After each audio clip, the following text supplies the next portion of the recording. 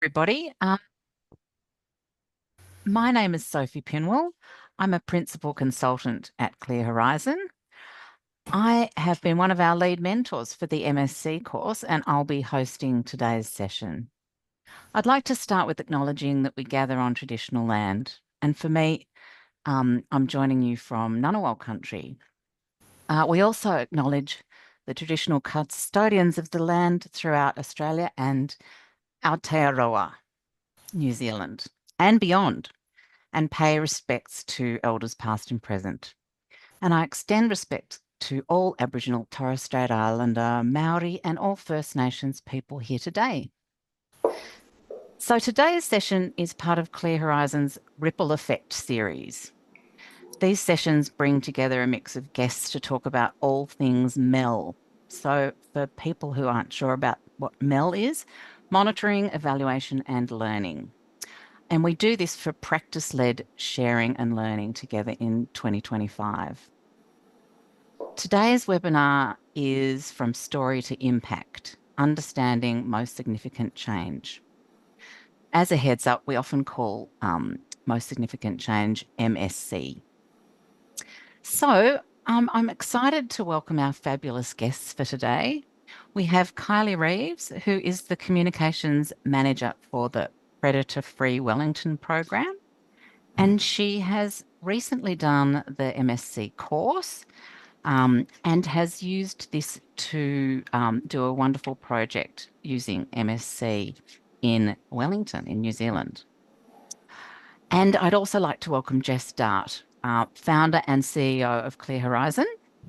And Jess was the co-author of the MSc guide with Rick Davies, which has been translated into multiple languages. I think we're up to 13, perhaps, Jess? We don't know. Not quite sure. How many? Okay.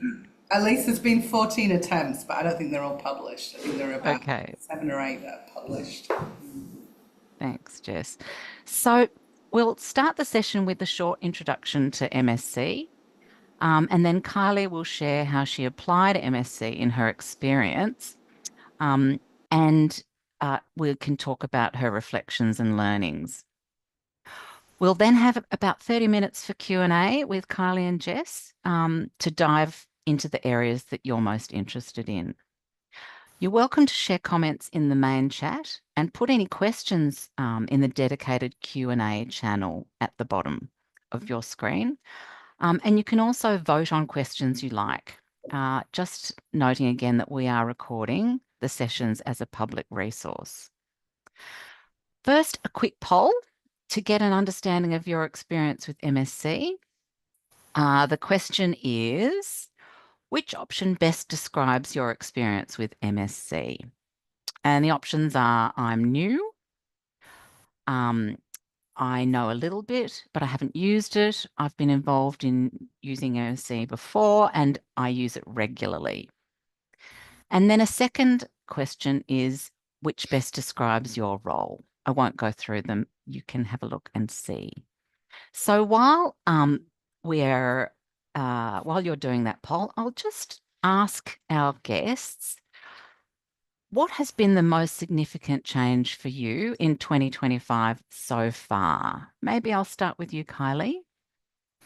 Oh, well, actually, because my headspace is all in this most significant change process, and I'm writing the report at the moment, actually understanding wider impact from a work perspective has been my most significant change. Brilliant. Thanks, Kylie. And Jess, what has been your most significant change for this year? Oh, you're on mute, Jess. Okay, my most significant change this year has been. Are you talking calendar year or are you talking Yes, calendar? calendar. Yep. I guess that it's probably in my personal life because I am a crazy swimming person. I seem to have become an open water, cold water swimming person. So swimming ridiculously every day in like 10 degrees and working out how I can do that. So it's been a beautiful way. And as a result of swimming in the morning, the big change is that I'm a morning person. I'm a morning person. All my life, I haven't been a morning person. I sleep in to the very last minute and get out of bed with the alarm clock. And now I'm up early. There you go. Wow, compound Who would outcomes. have thought? If anybody knows me well, they'll be laughing their heads off right now because they know I'm not very good in the morning. Normally, now I am. All right. Thanks, Jess and Kylie. So we've got the poll. Interested to see. So there's a good mix of people with people's experience. So that's great. It's good to know where to pitch. Are we pitching it at the right level? Um, thanks, Kaylee. All right, so let's jump in. Um, Jess, can we start with a short 101 on MSC and what it is and why it's a valuable tool? Yes, absolutely. Now let me share my screen. Share screen, just a second.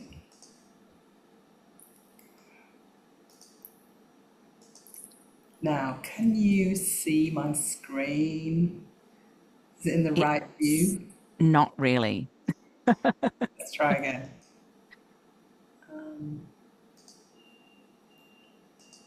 No, still not in the right view. Just let me try once more.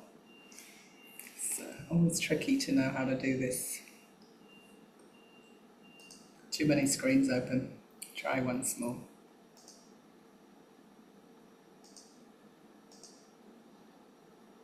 Yes, that's good. Okay, so 101, what is most significant change? So let's start from the beginning. So it is qualitative, as in it's based on stories, doesn't boil down to numbers. It's a qualitative methodology and it's also participatory. So it's not done by an expert who comes in and does it. It's done by collectively by groups of people. And it's about, I guess it's about looking at the little impacts and the instances of impact that you see. Now, it's not a standalone tool, so you shouldn't use it on its own. It's not like a complete approach to Mel. It was sort of designed to be a bit of a supplementary method that goes really well with some other standard methods. So counting, your reach or understanding behavior change might be next to used as well as the most significant change. But there's no indicators. It's not an indicator-based approach. So if you have a log frame and you've got your indicators, it might not fit into that. It might sit next to that. So it's a sort of supplementary approach. So it's been around for 20 years. Do you know how it had its, like, in fact, it's, since we wrote the user guides, 20 years since we wrote the user guide, but it was actually invented, if you like. The idea of it came before that from Rick Davies and his work in Bangladesh. So he's a sort of inventor. It wasn't called Most Significant Change at the beginning. It had a different name. And then we got together and wrote the user guide 20 years ago. So yeah, it's been around for a while. It is used really widely. So something to know is it's well-regarded methodology, qualitative methodology. Been published in lots of books, won awards. So if anybody challenges you on that, you can say, it's been widely endorsed, including in academic journals and publications and books. And it's cited in a lot of different books on qualitative methods. In fact, it's one of the most widely cited story-based methodologies in the world. Can you believe it? It's used by really widely in the international development sector. So most bilateral donors, UN, would be using it. And it's used quite widely where I live, because that's Australia. So it's used quite widely here in Australia as well, in the domestic sector and the environmental sector too. So what is it in the core detail? It is the core part of MSC is these 3 steps, okay? There is more to it, but let's start here. So the idea is that you collect stories. You collect the data as stories, ideally first person stories, not always, but this happened to me. My name is Jess and I went along to this and this is what happened. It's very much about a story of change. So what happened as a result of your experience. So you collect the stories. That's a really key part of it. The next thing that is unique about MSc is the way the analysis works. So unlike most qualitative methods, when you do thematic coding, you do something really different, really crazy. You do this thing where you sit around and you read out the stories aloud, ideally, and you try to select in a participatory process which are the most significant change stories, and most importantly, why.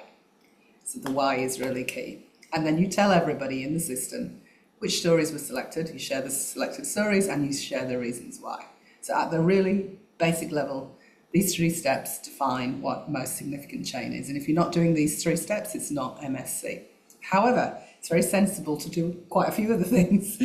So the other things we do are getting ready, making sure it's the right method, planning out who's going to collect the stories, you know, how are we going to do that, who's going to tell the stories, who's going to collect them, and then you do your collection, your selection, your feedback, and then it's really crazy. Not in a way, it's really useful to do secondary analysis as well, because you've got all these stories, right? So you can do thematic analysis, and you can do a whole lot of stuff with those stories on top of it, but it's not compulsory. The really key part is this selection process. So that's the core. So it's a story-based methodology, and I guess it's really important to understand what that brings to you. And it is quite a powerful tool. I always think there's a bit of magic in MSC. We'll see whether Kylie agrees with me later. But, you know, it brings something, and I think it's wrapped up in the nature of what stories are.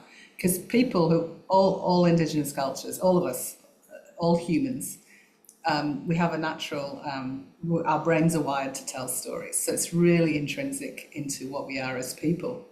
And people remember them. How weird is that? One of the first MSc runs that I did, facilitated 25 years ago, I bumped into somebody who did it and they still remembered the story that was selected 20 years later. Can you believe it? So that can happen. And you can also carry difficult messages in stories, or complex, nuanced messages. And they give a bit of a richer picture where it's easier to explain what's happened than in a number. And there's this amazing medium for having deep discussions, which is what MSc is really all about. Let me come to it. So what you get in MSc, what happens is the stories, and I don't know if you know this, but the definition of a story is that it has a beginning, a middle, and an end. So story is defined by structure.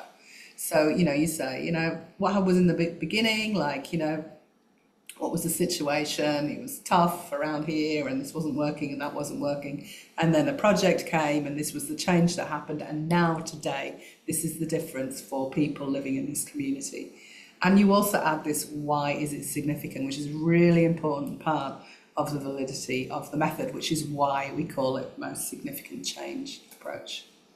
So what you get is you get instances of impact, if you like, stories about what happened. You get a whole bunch of them, which are really useful for lots of things. You can use them to show what the best of what you've achieved and so forth. But the second part, which is really important to understand, is you get information about why people are valuing these particular changes. And that's the really key part, theoretically, that makes this method valid. So not only do you ask the storyteller what happened, but why do you think it's important? Then the selection panel, which one across all of these, and why do you think this is important, is a values inquiry. And that is written down, and that is part of the data in MSc. And it's dialogue that occurs with it. It's really designed as an organisational learning technique, and it's pretty profound. So key things to take away is that it's not a standalone technique. We don't use it on its own. It's not supposed to be a complete methodology. It's supposed to complement other things. It's really important to remember that. Yeah. So what do you get from MSc? You get instances or stories of impact for individuals, and maybe systems shifts too. You can use this for systems. You get more clarity about how people are valuing different impacts, and you get agreement or a shared understanding of how you as a group what's most important for you. And even in changing contexts, when the context really changes and you start to get new results, which ones do you value? What do you want to do more of? What do you want to do less of? And therefore it leads to insights about what you should do more of and less of to create more impact that is aligned to your values. Okay, that's me. I will stop sharing. Right. Find the button. Yes. Thanks, Jess. that's a great overview for everyone.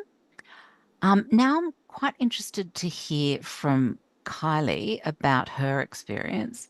I guess what first drew you to use MSc initially, and why that option over other qualitative options? So I guess firstly, to provide a little bit of context of who we are. So Predator Free Wellington is an environmental project based in Wellington, New Zealand. Our goal is to eliminate invasive species to bring back our native bird life. So we aim to be the world's first capital city to eliminate rats, stoats, weasels, and possums. And so we've done that in our first phase of the project, where we involved about 20,000 residents, along with businesses, communities as well. So with the project, we had a lot of strong quantitative data. So we knew how many rats were gone. We had the bait stations. We knew the numbers of people involved, types of people involved. We had fantastic biodiversity metrics. So we knew we had actually doubled the native bird population within our project period. But what we didn't know is we were hearing stories from the community, or sort of anecdotes about those wider impact. And I think we always intuitively knew that our project had social outcomes, not just the ecological outcomes. So really driven to find a methodology that could support that and help us get that deeper understanding. And I guess with my background, not being as a researcher, but being in communications, stories felt natural for me. It's like the quantitative data gives you the stats and the kind of how, but I wanted to know how people felt, and it's felt like with the stories, how did the project make them feel like, how's their life changed? And so most significant change, a colleague mentioned it to me, and it just felt like the perfect fit. Fantastic. So, did you have any concerns or hesitations when you first started your project? Yes. So in terms of concerns, like you would have just seen with the ad, it's a relatively short course. It's not like you're going to do a postgrad diploma or a master's. So I guess the first concern was, did it give me enough information that I can actually go and implement the research? And so I guess I doubted myself initially whether I could do it and whether I had enough information. I did think, should I do the course twice just to give myself a bit more confidence? But actually, what really helped is I had signed up with the course to get the additional coaching. So that helped build confidence. And it meant along the way, I could check in with you, Sophie, and ask questions. Am I on the right track? Have I designed this plan right? Are these domains right? There was lots of questions along the way that just sort of sense checked that I was on the right track. I think the other thing, again, just with building confidence, I started with a really safe audience. So the first lot of stories I collected were from our staff. And so I pitched it as a trial. And I was like, let's just do 4 stories. We'll have a panel and we'll see what data we get out of it. And actually, the data was hugely surprising. And so, whilst I thought we'd interview our staff just to be safe, actually, they offered us insight that we hadn't considered, and it was a different opportunity again. And I guess the other part of it is I learned just to actually trust the process. And so I didn't quite understand, whilst I was doing the course, why the selection panel was so important, why it was important to verbally read out the stories and have that dialogue, bring out the values. And then the same as like, okay, we've got the stories now, surely that can be completed. But actually the further analysis was hugely impactful as well. So I think just taking what you've learned and trusting it, not trying to change it or second guess it, just worked really well for me. Fantastic. So, just to put it into a bit of perspective, How many stories did you collect and who from? Can you just give us a short Yeah, background on that? so I think I was probably a little bit overly ambitious originally. Thought maybe I'd have hundreds of stories. But actually, in the end, over 18 months, we collected 20 stories. And so I split those up into 5 stages. So I started with staff and we did, 4 stories. It felt like 4 was enough. If you got more than 4, it was really hard to have those conversations about which one is most significant. And so we did staff first, and then we went through the selection process. Then we went to volunteers, residents, business community, and schools. So we split them up into kind of domains of the audience that were involved. And then so after that 18 months of work, now I'm just finalizing our report, which hopefully I'll get to share in the next couple of weeks. Right. So, is there, I guess, anything that you might do differently next time?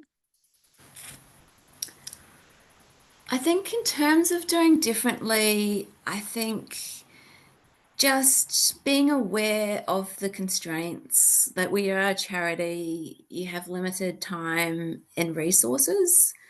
And so probably be more realistic about the number of stories that we can collect. But also, I realized the power of this. So I've collected these stories and done analysis and a report for Wellington. And so I have a really good understanding of now of all these amazing outcomes that have happened as a result of our project, really strong data, stories that I can give to government and funders and others to help validate our project. But what I've realized, it'd be so much more powerful if similar projects around the country also carried out most significant change, because then we've actually can go to central government and say, hey, this is why our work is important. And so back to your question is what I'd do differently. I'd try and whether it's for them to sign up to the course or coach, is bring more people on board, because I think the more people that do it, the more power in the research. Yep, great. So I'm interested to hear from you, Jess. How common is it for people who are using MSC for the first time to have this kind of experience that Kylie has described? And are her insights pretty common, or has that been an unusually successful experience? You're on mute again, Jess. I think people are often quite blown away by MSC, and you don't actually need that many stories. How many stories did you say you had? 20. 20. So it's not a huge amount, right? So it doesn't have to be this really massive thing. I've introduced 5 stories to a workshop, and it's changed everything. And read them out aloud and asked people what's going on in this story. Why is this important? What do you think of it? And it's been really surprising, and it's surprising how powerful they are, isn't it? I remember the first time I did MSC, so my first run of it back in 2002, shows you how old I am. I produced a booklet of the stories that were selected for this program, and it was on dairy extension.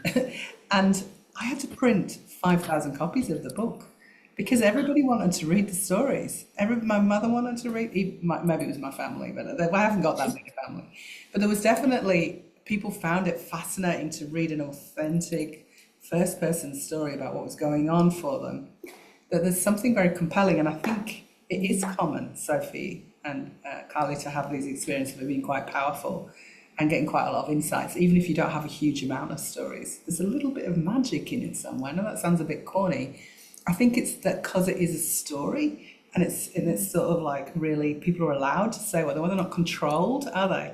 They're not Yeah. controlled. And I guess Yeah. for us, the insights, like we knew that we had increased the bird population in this area. We knew people were seeing birds they never had seen before. They may have lived in the area for 30 or 40 years, and this is the first time they see a native falcon.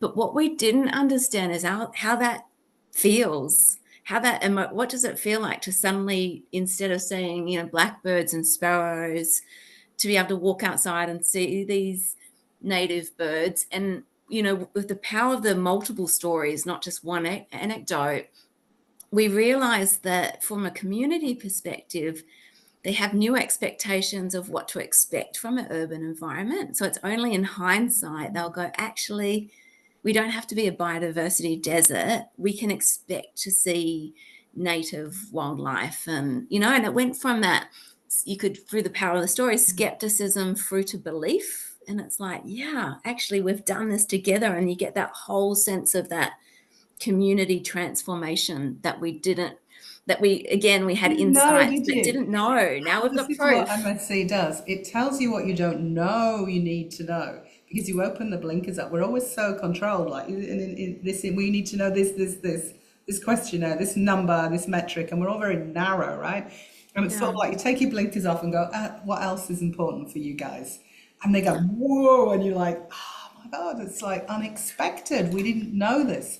There's nothing like finding out things you don't know. You need to know. Hey, it's quite an exciting process, isn't it? Yeah, I could actually spend a whole hour talking about all the things that we found out that were just I so love this cool. It was idea like of people connecting to friendships, and it nature was like that and belief and yeah, purpose yeah. was, yeah, The awesome. things that I've learned from MSc, I've constantly unexpected, constantly surprising, constantly what people value is what you're really Mm, asking, and it's quite a powerful question, isn't it? Yeah, so it's based around this really question about what of these effects do you value? Yeah, so that I think it's a wonderful case study that you've got there. I'd love to see some of these stories. Well, while we're on that, Kylie kindly is offering all of us access to her report when it's Really? finished. Oh, So fantastic. yeah, she'll send us through the link and we'll send it out to everybody in the webinar when it's ready. So that's fantastic. Yep. Okay, so I think we could potentially move into answering some questions from the group. I just want to say thank you very much, Kylie and Jess. And I also um, want to acknowledge that if you are interested in learning any more about MSc, we do have a 4-week MSc course starting on the 15th of August. When I say 4 weeks, it's not full time, obviously. You can have a look online on our Clear Horizon Academy. We're offering a 10% discount for webinar people. And we've also got lots of free MSc resources on the Academy website, including the guide that Jess and Rick wrote. Um, and yeah, that will be, yes. So, and if anyone has any questions right now, if you could pop them into the Q&A panel at the bottom of your screen, then I can have a look and we can field them. So maybe I've got some questions here. Um, so, okay. So one of the questions is, I guess, what is an appropriate length of time to be involved before you would use MSc? So would you use it for a 60-minute training session? Or do you need a longer type of engagement? I'll throw that to Jess. Well, I guess, you know, MSc is trying to pick up ripples of impact. So I guess you need to think about whether there's been enough contact and enough effort put in to expect that there would be that sort of impact. So if you're just doing a half-hour coaching session, probably not. MSc is probably too in depth. But maybe if you've got 10 coaching sessions and or you know, a number of workshops, and you really want to see how people have picked up stuff in their life and how it's influenced, then it would be appropriate. Yeah. But I mean, you can do it on a shoestring a bit. Like you can do 10 interviews and collect 10 stories and then work with that. It doesn't have to be massive, and you don't need to be an expert to do this. It's one of the things I love that, you know, as Kylie Kylie said, you're not an expert. You don't need to be an expert to do this. You need to be a good listener and give it a good crack, and you can get a really long way. Do you agree with that, Kylie? Yes. Yep. Mm. Um, Also, people are interested in, I guess, the amount of resources and time it takes to do an MSc process. It'd be good, I guess, to understand. Kylie, you mentioned it was 18 months, but obviously that wasn't full time. How, what kind of time and resource um, allocation did you use to get those 20 stories? And also, how big was your panel and how long did that kind of go? Yeah. So it's hard to, because I did it over a period of time, it's hard to work out the exact time, but just as an indication, if I was talking about just one of the stages when we interviewed 4 people at a time, generally the interview would take 30 minutes. I was really strict on myself with staying to the interview guide that I had previously developed, and that I had adapted from the course. I hadn't changed too much, but I was really aware that I come from a communications public relations perspective, so I didn't want to influence the story in any way because I'm used to prompting people and getting the narrative I want. So I stuck with the process, and so generally that would be a 30-minute call, and I'd just ask the questions, and the questions was a bit of context, that beginning, middle, end, and then why significant. I found throughout the process I got faster as I went along, and I found it easier to do online. I'm still a little bit old school. I didn't use AI to record it. I typed as they were speaking. I did try and do some face to face, but I felt distracted and I started handwriting and different recording. So I think going back to the question in terms of time would be 30 minutes for me to interview the person. Because I was typing as I was listening, it would then take me maybe an hour to write the story because I didn't have to change the narrative. I had to keep it authentic. So that made the process quite quick. Mhm. And then we had a panel.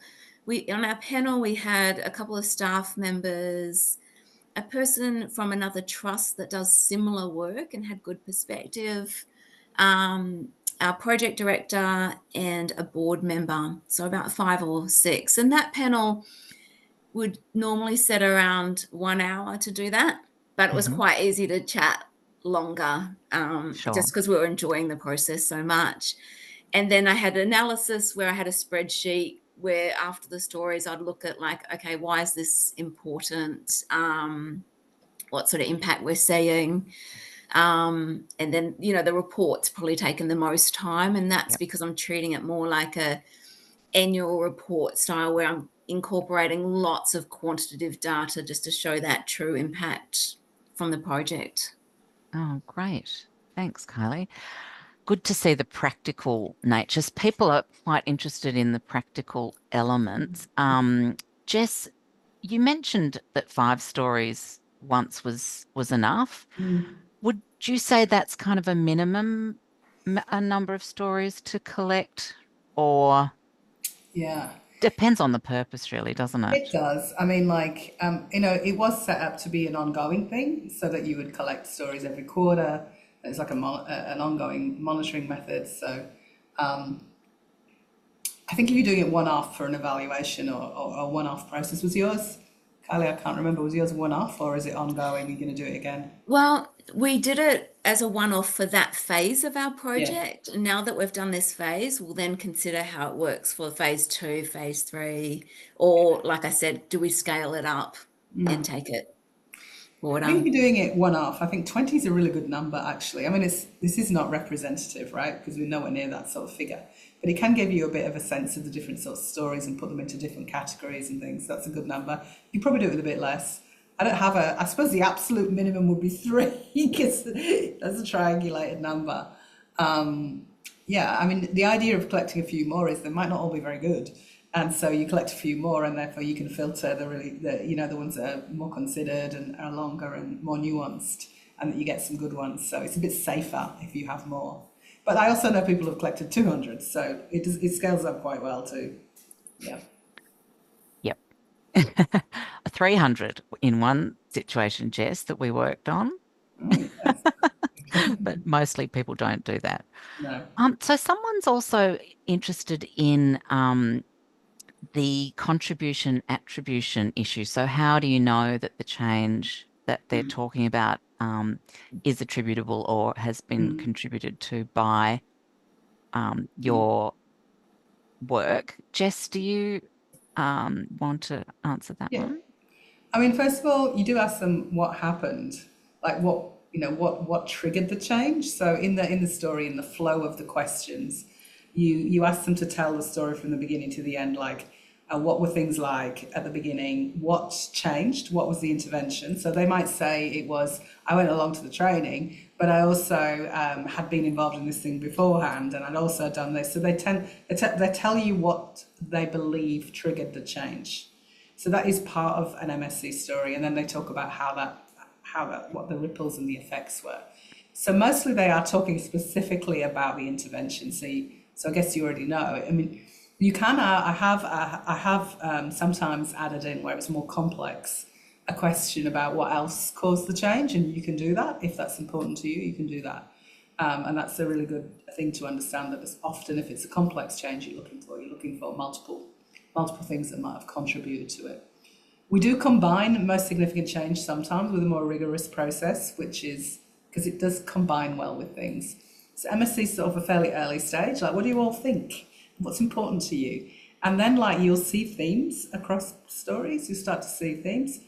And like, for example, you see themes about, it's really different how the maternal child care centre is working and it's had all these benefits, to maybe you get 5 stories all about the same thing. Then you can gather that up and you can piece together all the evidence, exactly what happened, what occurred to create this change, and you can do a contribution case study. And we have a second methodology that I gave the stupid name of as significant instances of policy and systems change, which is, yes, it's a great method, bad name, SIPSI. But we can share that. That's a free resource on the Academy too, if you want to have a look at it and share that. But that takes MSc into contribution analysis to create cases that are evidenced with multiple lines of evidence. And you can rate them for strength of evidence, strength of contribution. If you want to head that way, I suggest you combine it. But you can add little things into an MSc flow to find out a bit more about that. And just to add from a practical point of view, we kind of had discussed this exact question on one of our panel meetings. And it was like, are people, because our question was like what you've experienced or observed. And so is it that we've got more native birds and people are seeing them more often?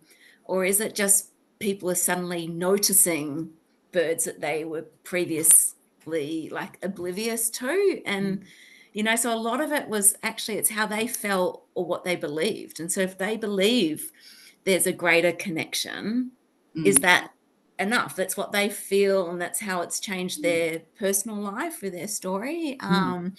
Because some of the times, when people think, yep, it's changed immediately, when you understand ecology, maybe it hadn't changed that quickly, but to them it had changed. Well, that's what the data tells you, is what they feel is important. But that's why it's a complementary tool, because you've got your other metrics, right, about what's really going on, how many predators killed, what's going on with bird population numbers. So that's why it fits together, MSc, with other pieces of evidence. And so if you were going to create a contribution case, you might put all that quantitative data in that case study. You might say, bird numbers have gone up, this has happened, this many predators were killed, and all these people are reporting this incredible reconnection to nature. So that's how you bring it together. But yes, perfect. I remember too once collecting a story from someone who mentioned things that our project didn't do. So then we could filter that one out, because obviously he was talking about something else, a different project altogether. So that's also quite good in that way to help you understand what's really going on. The panel who are selecting the stories do look for that. They'll go, it's a great story, but it's got nothing to do with us. And they'll get filtered out for that reason, along with other things like, there's not a lot of evidence here, like this person was hardly involved, all of those are reasons. So there is a sort of panel analysis that goes on. for the stories as round one. But you can, so there's a few checks and balances in MSc. Yeah. On that issue, Jess, could you talk about some of the options for panels and why you would pick a certain group of people over another, and do you mix them together, or how does that work? Yeah, sure. I mean, so it is really important to think about who's on a panel, right? Because they're going to be the ones, they're going to be deciding, it's their values in a way that are going to be used to make the selection. So some people say, oh, that's very biased. And I go, it's the other way around. We're actually finding out what people's values are. So we're putting it on the table. Like, we're asking them, why have you chosen this story? So you think about who needs to have that conversation, who needs to be in the room. So you want a variety of people. I've learned some things that don't work particularly well. So if you have staff collecting the stories, you don't really want the same staff just sitting around looking at each of the stories. That can be a bit funny. So ideally it's different people who collected it. But it's not always possible, but I've worked with that. Like, you just might say, if it's your story, we'll divide you into two and you won't be in the panel that reviews where your story is. I quite like to have a mix of people like you did. You had somebody from another area, another, was it council? No, it's what's Oh, it was another environmental trust. another trust, yeah. So that's a great idea. So you've got different views coming in. If you've got a steering committee, that might be or a community board, that might be a great group to do it. It's a great way of dealing with boards and governance groups, because you know how boards and governance groups sometimes get too into the weeds, and they're like, so, you should do this. Now, come on, tell us which are the ones that you think are on track for the sort of impact that you want, and you can get feedback from them. You can do tiered selection as well. You can get really fancy with MSc. So the first one I did, I had local selection, so local farmer groups did the selection in the areas, and then it went up to a statewide meeting where there were sort of representatives from the whole area of farmers, and then it went right to the top where we had funders and Farmers Federation on the final panel. And you can play around. I won't go into the details. You can have some fun. You can have maybe a panel of citizens judging the stories, or people with lived experience, and another panel of maybe governors, and then you can compare which ones they've selected to understand the difference in values. As you can see, you can play around and have fun with MSc selection panels. So people are also interested in the actual interviews and options, because these days, as Kylie mentioned, she did some online, some face-to-face. People are also interested in whether you can just do written stories, like send out the questions and get written responses. First of all, Kylie, did you find a difference in the face-to-face versus the online, or were they pretty much the same? I was actually really surprised that they were the same. I thought being face to face, you'd have a better connection and there'd be a better story. But actually, online, just like we are now, it worked really well. And I felt like I even got to know the person. And it just made it simpler with the recording. Okay. Yes, exactly. Yeah. And Jess, what's your It's really great. experience? There isn't a rule. Okay, I said there are rules. We don't, MSc doesn't dictate how the stories are collected. You can collect a story in a group, focus group even, and collect multiple stories at once. You can do it in an interview setting. People can write down responses, but just that the quality varies from thing to thing. When people write down stories, they tend to get quite formal. It's strange, isn't it? When people talk, they're quite colloquial and engaging. So the stories tend to be much richer and funnier as well when people talk straight from the mouth. So things that are transcribed from voice tend to be much more engaging. But there's no reason why you can't have written stories. Just bear in mind they tend to be shorter, less colourful, more straight up and down. Sometimes you can have all different types coming in. Like you can have channels for people to write them down or be interviewed, and there's no problem with that. But remember, how engaging a story is often will influence whether it's selected or not, but you can learn from all of them as well. I find that online, like you, Kylie, is online, like with a video on and some face to face, is a great way. Because me too, I like to type and it's really efficient. Or get the transcript from Teams is a real breakthrough for me. So it's a very efficient way. But yeah, and face to face, they're the two things that I love. I think like sending a form out, you might just get like a story that's one sentence long. Hey, yeah, people just they tend not to do it. But yeah. And the other thing that works really well is peer. People, like you might have young kids interviewing young kids, or people who have something in common, like community groups interviewing each other. You can do it. You can train people up to do MSc interviews. You can send them out to do them. You can collect a lot of stories, and people love collecting the stories as well. It's like it's such a beautiful interaction when you collect a story. You're sharing somebody's life for that moment. So people tend to enjoy it, and you can just do a short training session for a couple of hours and get people ready to do an MSc interview who are not researchers. Yeah, and so if you had that fantastic background in comms, Kylie, that would have helped you. But if you're a good listener, that's the most important thing. If you can suspend your opinion. Yeah.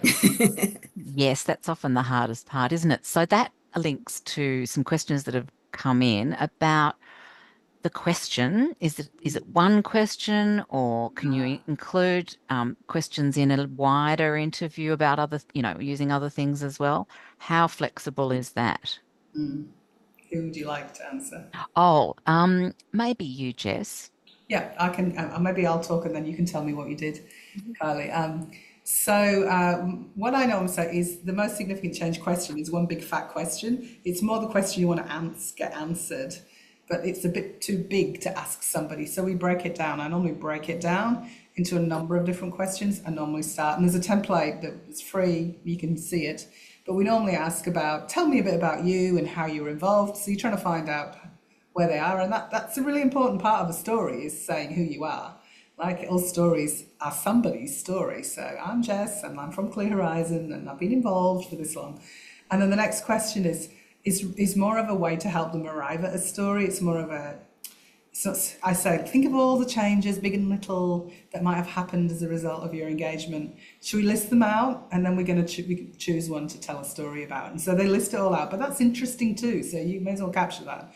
And then say, okay, out of all of these, is the one that really stands out? Is the one that's really significant or important to you? And they go, yeah, that one. And you go, tell me all about it. Tell me the beginning, tell me the end, tell me what happened. And then they tell you the story, right? So it's not really an interview. It's more like a guided story process where you're trying to help them find their story and tell their story. And you encourage them to tell you in whatever way they want. And then when that's finished, you can say, why did you choose that one and not the others? What was it about this one? And they'll say stuff to you that just takes you back. Like, well, that's never happened before. I've never done anything like that before. It was just, it's changed my life, whatever. Yeah, that's the way I do it. So see it more as, but that's 4 prompt questions actually that I just went through, even though what I'm really doing is trying to get next to somebody and help them tell their story. Final thing I would say is, it is okay to combine MSc collection if you have other questions, more specific questions to ask. You can do that. We do that a lot at Clear Horizon, but we always, always do the MSc question first, because otherwise you may have already led them down an alleyway. Because what you don't want to do in MSc is give them any idea about what you really want them to tell you, because you want them to come from their perspective, not. So you don't guide them. You don't say, and what about your health? And what about your financial affairs? You don't do any of that. You just let them tell you and then stop. And then you can follow up with other questions if you wish. Thanks, Jess. And Kylie, your questions. I remember we talked a little bit about how to phrase them.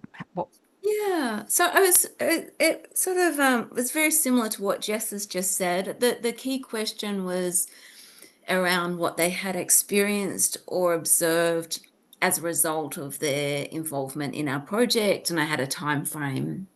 And then we'd go through all of the changes. Like I said, I was so careful not to prompt, but occasionally I'd like just take time. It's like, anything else? Anything else? Anything else? And there are lots of questions and answers. And it was really interesting when people had to do that one.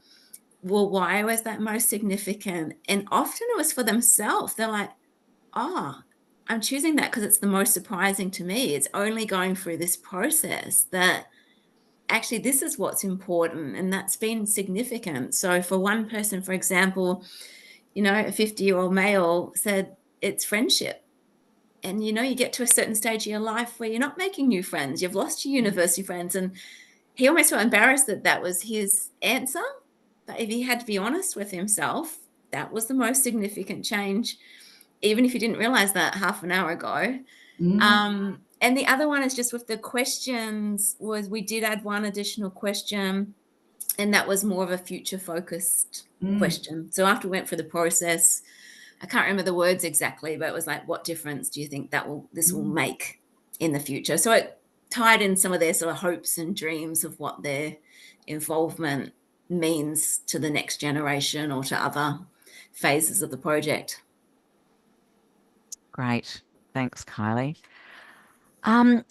Someone has asked, when is the proper time to do MSc? Should you wait for a long time after something's finished, or can you do it in the middle, or what's the best kind of Yeah, time?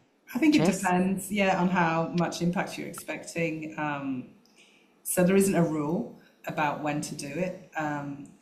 If you were just doing a training course, let's say you do a 5-day training course, but discrete 5-day training course, I might leave it a month or so. If you want to find out how they've used things, how it's affected them. You just want to let things percolate and land. You don't want reactions. You don't want, I liked the coffee was terrible and I couldn't sit still, but it was good. You want what has actually happened since then. So Yeah. you do need a bit of time, but sometimes you're talking about an ongoing process. So if, let's say, you've got a 3-year program and you're doing lots of things, you might start to collect. I don't know. What do you reckon, Sophie? Sophie, maybe after 6 months, if you're interacting with people, and it might be that you get early changes, like more awareness, like, oh wow, I didn't understand that before, and now I begin to understand it. So and you can start to see different sorts of changes with the arc of the program, and that's quite interesting and exciting to see that. So you can do it ongoing. Yeah. Yes, I and think those. I'll just add one point. Just I did make one mistake.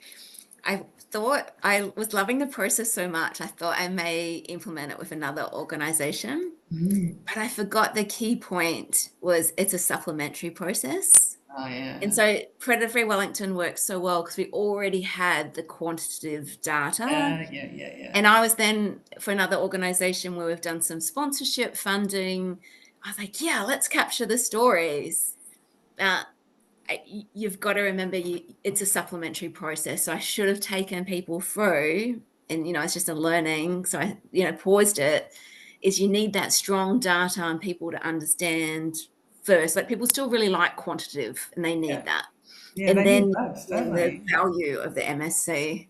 We always say at Clear Horizon, no stories without numbers and no numbers without stories.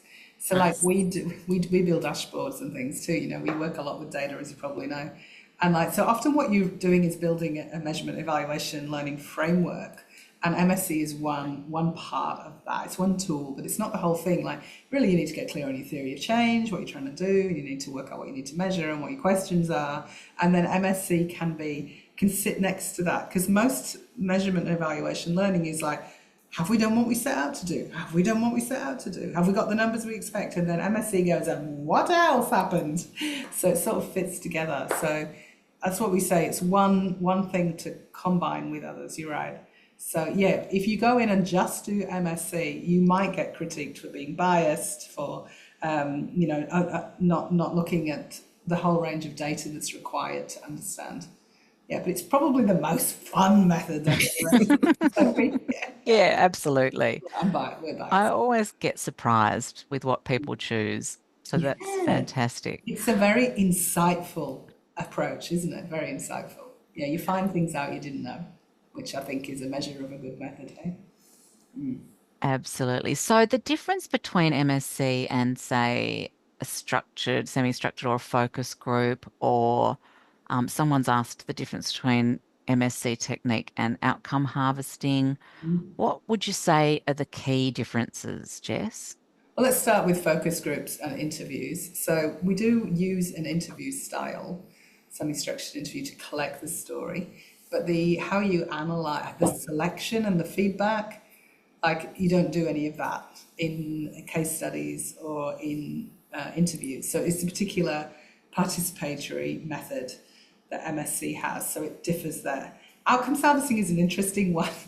Outcome harvesting came out after MSC, and it was inspired by MSC, so there are commonalities.